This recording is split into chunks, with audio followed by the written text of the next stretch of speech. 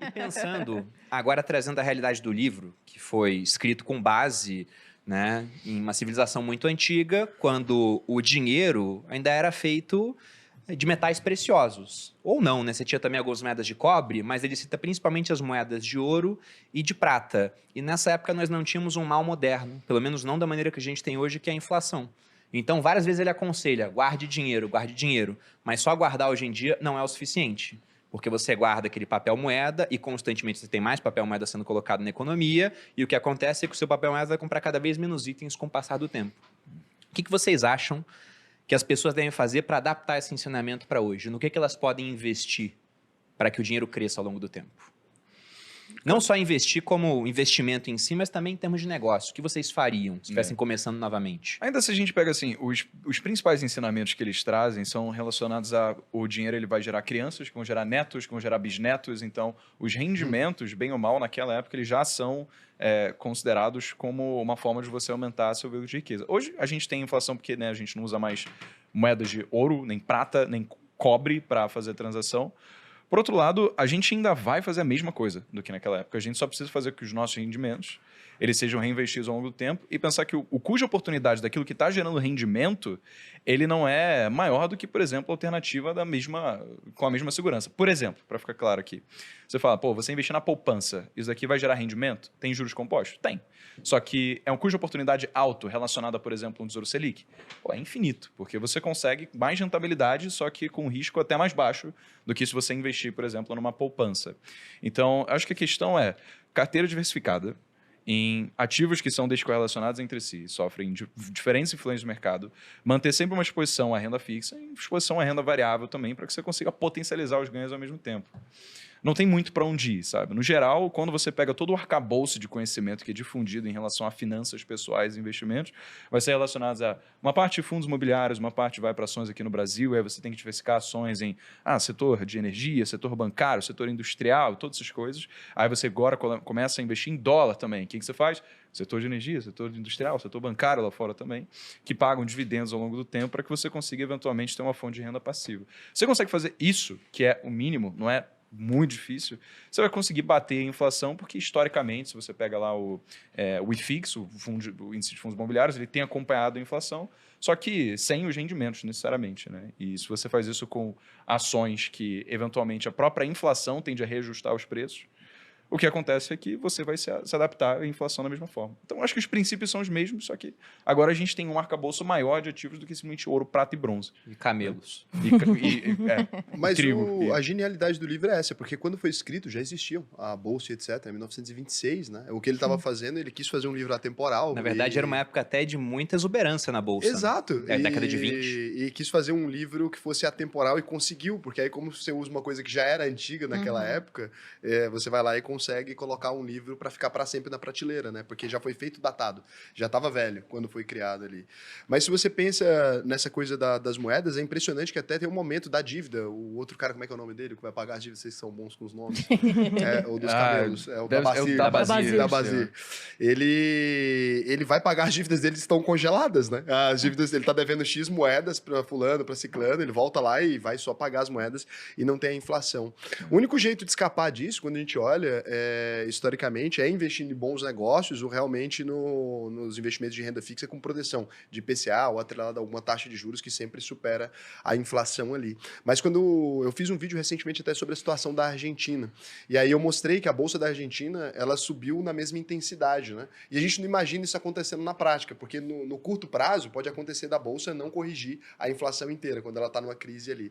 Mas no longo prazo seria impossível. Senão o pessoal da Venezuela, por exemplo, você ia chegar lá com uma pessoa comum, recebendo o salário dela, ele ia comprar a Bolsa inteira, porque se ela não corrigisse. Então a Bolsa necessariamente já tem que corrigir pela hiperinflação, pelo menos, né? Porque senão você poderia comprar o Itaú. Uma pessoa normal ia chegar lá na década de 80, lá com o Sarney, com as ideias inovadoras dele, obrigado, Sarney, ia conseguir simplesmente comprar a Bolsa. Então acaba que se corrige. Bons negócios se corrigem pela inflação, porque a gente mede a inflação baseado no preço dos negócios, né? No preço que os negócios cobram dos produtos que eles vendem. Exatamente. Os negócios, principalmente em bolsa, são alguns dos maiores do Brasil, fazem parte de monopólio. monopólios ou de oligopólios, tem um alto poder de remarcação de preços, então se está tudo subindo, se a cevada está mais cara, a Ambev vai cobrar mais caro na cerveja. Isso vai acontecer ao longo do tempo. Até e se a porque gente é assim que a gente pega... mede o IPCA, né? Sim, e se a gente pega até a pontuação da Bolsa, o índice Bovespa, a gente está em mais de 100 e poucos mil pontos, né? Quase 120, enquanto o Dow Jones não chega nem próximo disso, fruto também de inflação. No final da década de 70, criaram uma pontuação com a moeda da época, que era o cruzeiro, que era uma cesta de empresas que você poderia comprar com 100 cruzeiros. E aí depois, com o tempo, hiperinflação, troca de moeda, aquilo foi sendo corrigido por inflação ao longo do tempo e parte da pontuação muito mais alta que a gente tem é por conta disso. Então, negócios são uma proteção contra a inflação. E aí, pensando em investimento, o que eu pegaria aqui do livro é o seguinte, eu gastaria muito mais tempo em achar negócios onde você possa trabalhar para ganhar mais dinheiro, fora de mercado, e no mercado eu basicamente teria a preocupação de acompanhar o desempenho. Então, eu quero uma carteira diversificada. Parte vai acompanhar o CDI, que é o índice de renda fixa, parte vai acompanhar o Ibovespa, é um índice meio ruim, né, mas algum índice brasileiro melhor, parte vai acompanhar o S&P, e aí você investe também uma parte em algo que vai superar tudo isso, que é uma área onde você possa gerar o que eles chamam de alfa. Vou dar um exemplo aqui de uma equação simples que o Howard Marks coloca no livro dele. Howard Marks é um gestor americano, gere mais dinheiro do que a Vale tem de valor de mercado, que ele fala que Isso desde retorno... o tempo da Babilônia, tá? Foi? Jovem o Howard Marks desde o tempo da Babilônia ali. Ele fala que retorno é igual a alfa mais bravo, aliás, é igual a alfa mais beta vezes x. O beta é a sua sensibilidade ao mercado e x ao mercado. Então, se o Ibovespa, por exemplo, que é o principal índice acionário brasileiro, sobe 10 e a tua carteira sobe 20, não quer dizer que você é 2 vezes melhor do que o Ibovespa se quando ele cai 10 você cai 20. Você somente é 2 vezes mais volátil, mais sensível. E é fácil ser mais sensível. Se você tem uma carteira cheia de small caps, o Ibovespa sobe 10, você sobe 30. Mas quando ele cai 10, pode cair 40, dependendo das condições. Então, é só mais sensibilidade. O retorno mesmo, associado à habilidade, vem de gerar alfa. E onde que dá para gerar alfa? É em mercados mais ineficientes, com menos participantes. Um desses mercados é o mercado imobiliário. Um cara que conhece bem o mercado imobiliário pode comprar uma pérola por um preço muito mais baixo, porque ele conhece alguém que está precisando vender na mesma hora e está disposto a fazer um negócio vendendo barato para ter liquidez. Ou o mercado de leilão. Como as pessoas não sabem usar esse mercado, não é algo que está piscando na tela e tem milhões de pessoas olhando ao mesmo tempo e fazendo o cálculo o tempo todo para ver se está no valor justo. Petrobras, por exemplo. Outro dia eu vi um vídeo no YouTube e veio uma propaganda antes, de um concorrente nosso. Ele colocava lá assim, eu tenho 10 ações que estão super descontadas e ninguém está olhando.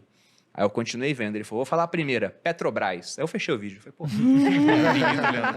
ele tá falando de uma das maiores empresas da Bolsa e não tem ninguém vendo, né, Petrobras. Ninguém tá olhando pra Petrobras, realmente, né. Se ela tá barata porque tem muito risco. O pessoal tá com medo de destruição de valor devido à nova gestão, de como vai ficar a empresa, se ela vai continuar acompanhando a cotação internacional do barril de petróleo, porque todo o histórico maravilhoso que ela teve nos últimos anos foi por uma premissa básica. O petróleo está cotado igual ao mercado internacional. PPI. Se isso acaba, simplesmente muda toda a trajetória da empresa, não serve para nada o passado dela. Então, se tem aquele preço, é por um motivo. Agora, se você pensa em um imóvel sem piscar na tela, em uma localidade que você conhece e outras pessoas não, onde você vai negociar com uma única pessoa, a chance de fazer um ótimo negócio é muito maior. Um outro mercado assim também, o de startups, de venture capital. Você tem lá um dono de uma empresa para negociar com um investidor.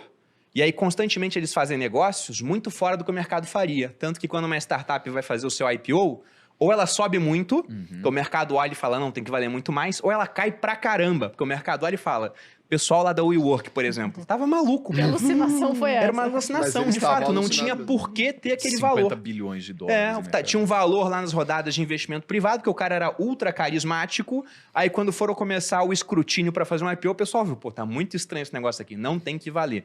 Tanto que eles cancelaram o IPO e quando fizeram, tá valendo acho que uns 4 bilhões em bolsa. Nunca vai voltar a valer o que valia em rodada privada. E olhando os números, ainda acho que tá caro. Não, pois é, cara, não vale a pena. É sério. inacreditável. O Bruno, quando a gente viu De 50 pra 4 eu acho a caro. série, o Bruno foi olhar e falou, caramba, ainda vale um monte. Tá caro. Né? Não faz sentido. Mas tá muito caro. E o cara lá, o Adam Newman, conseguiu captar dinheiro de novo Sim. para iniciar uma outra O empresa. cara é bizarro. Mas ele é muito bom. Ele Não, é muito bom, ele é muito carismático, pô. Não duvido nada que ele faça uma outra empresa de bilhão. De bilhão. Até porque ele captou bilhão. Se ele botar na poupança, ele tá com Então, uma já- empresa lá com um caixa bilionário, né?